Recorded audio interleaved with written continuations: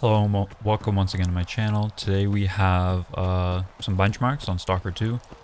So recently I upgraded from my old 5950X, which I've had since 2020, to the brand new 9800X3D. And I thought it would be good to see how far performance has come, especially in some of these CPU limited titles that we've been seeing lately.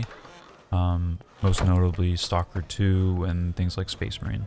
So first we're looking at Stalker 2. And in the background now you can see the benchmark loop that I used. It's just in the first major town.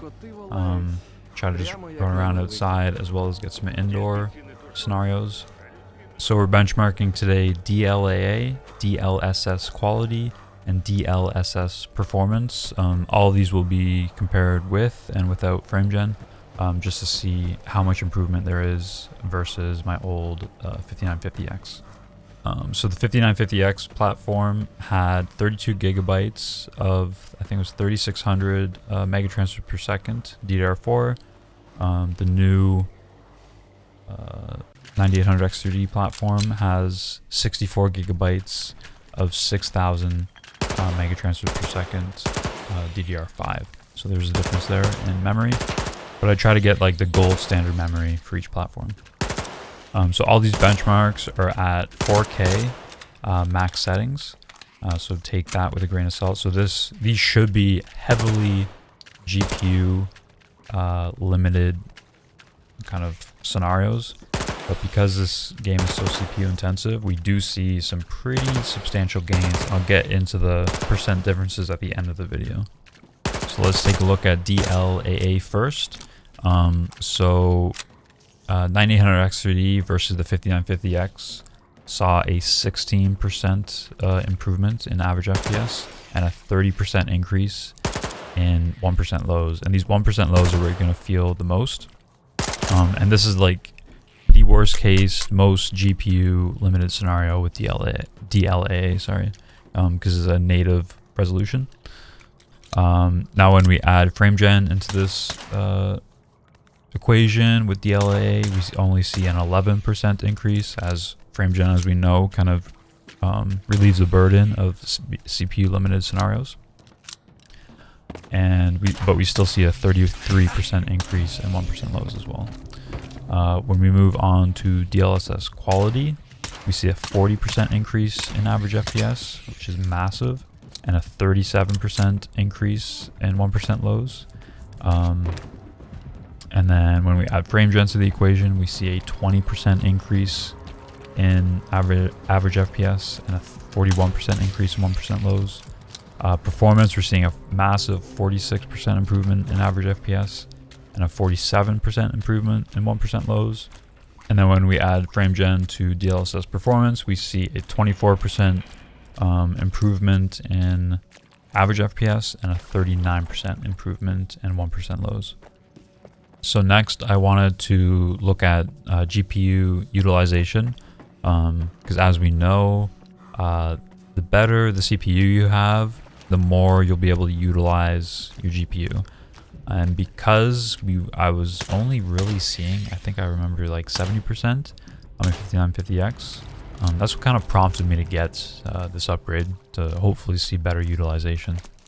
So looking at utilization with DLAA, we're only seeing like a 10% roughly increase in utilization, and that's with and without FrameGen. It stays pretty consistent. When we move down to quality, we're seeing nearly 30% with just quality. When we add FrameGen, it reduces the burden a little bit, so we're only seeing about 13% increase with FrameGen. Moving to performance, we're seeing again about 30% increased utilization with the 9800X3D, and then only about 20% when we add in FrameGen to that equation. So FrameGen does help with the utilization, but it's not a silver bullet. And as you can see, we're still not hitting like 100%. So there is definitely room for optimizations to take place and see even more gains in the future.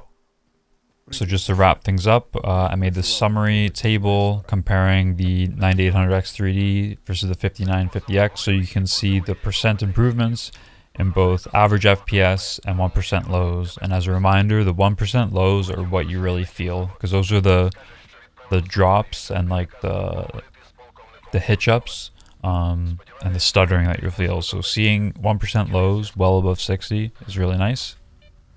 So again, DLLA, we're seeing 16% increase in average FPS and 30% increase in 1% lows. With FrameGen, we're then seeing 11% increase in average FPS and 33% increase in 1% lows. When we move to DLSS quality, we see a 40% increase in average FPS and a 37% increase in 1% lows. When we add FrameGen to that equation, we only see a 20% increase in FPS and a 41% increase in 1% lows. With DLSS performance, we see 46% increase in average FPS and a 47% increase in 1% lows. And then finally, when we add FrameGen to that, we're seeing 24% increase in average FPS and a 39% increase in 1% lows.